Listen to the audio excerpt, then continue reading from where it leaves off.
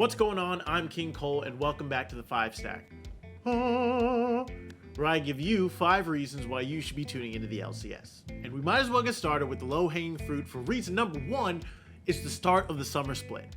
After a, in my opinion, far too long offseason, the second half of the 2022 LCS season is here, and there's a lot to be excited about. Will Evil Geniuses continue their dominance and become back-to-back champions? Or will 100 Thieves and Team Liquid be able to get their revenge? Or will another team rise and claim the LCS crown? It's the beginning of the season, and that means the possibilities are endless.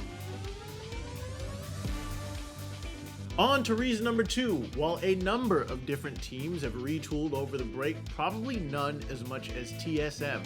After a string of free agent decisions gone horribly wrong, a scandal resulting in the firing of their head coach, and a frankly overworked jungler, Team Solo Mid are hoping maybe this time it'll all work out. After importing former Flash Wolves and PSG talent star Maple, TSM are hoping that the mid laner can overcome a lackluster split with the LPL's Anyone's Legend, and regain some of that form that made him such a monster in the PCS. But, it wouldn't quite be TSM without just a little spice. In a statement on Twitter last week, TSM announced that their main roster has not yet been finalized. The support position still remains in flux as the coaching staff looks to choose between starting the returning Shen Yi or recent import Mia. Reason number 3, if you've been watching the LCS for some time, there are going to be a few familiar faces back in the top lane this split, as both Gamsu and Dokla return to the LCS stage. After retiring from League of Legends and transitioning his pro gaming career to Overwatch in 2016, former Samsung Blue, Fnatic, and Dignitas top laner Gamsu announced his return to the Rift in 2021. Signing with 100 Thieves amateur affiliate 100 Thieves Next, Gamsu shot through the path to LCS, and this weekend, Chef Gamsu will be back in the top lane for Dignitas. Another team switching up their top laner is Counter Logic Gaming, and if you've seen my Prospect Watch video, you would know that Dokla is coming off of an Academy split that netted him the first ever Most Valuable Prospect award. And it's clear that hard work has paid off as CLG announced that Big Dokes is going to be starting the top lane for the boys in blue.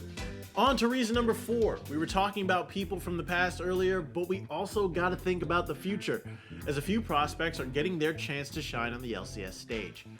And of course, as with many of the changes this offseason, we're starting the top lane. FlyQuest, to be precise, where Academy top laner Philip is taking over the starting role as they look to take another step forward. Taking a look at FlyQuest's performance last split, it wasn't even that Kumo was a bad player, having moments like that Tryndamere game where he carried FlyQuest victory. But with the overall makeup of FlyQuest roster, the only place where they could conceivably make a change is in the top lane. Will this move wind up being the final piece of the puzzle for FlyQuest?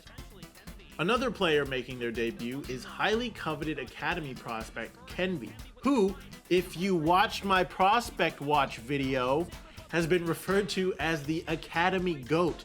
After the departure of Xerxes, we'll finally get the chance to see what the Terminator can do in the LCS alongside a revamped Immortals roster. And now they're down a mid laner, Chad. No Dragon's Rage, has to wait out for his time, but 100 Thieves are now picking off the scraplings one by one, and they find 2. And finally, at reason number 5, Cloud9 versus Team Liquid. It's not enough that we get Super Week. No, the LCS was kind enough to give us Cloud9 Jensen versus Team Liquid Bjergsen in the first week of the season.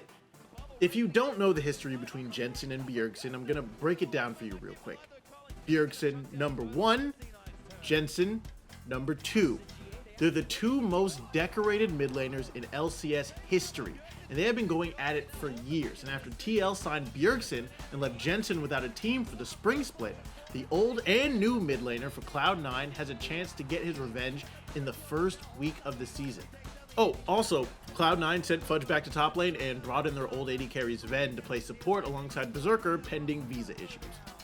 But that's going to do it for me. Thank you so much for joining me. As always, let me know what you think in the comments below, what you're looking forward to the most in the first week of the season. Like and subscribe, take it easy, be kind, and I'll see you next time. Bye, guys.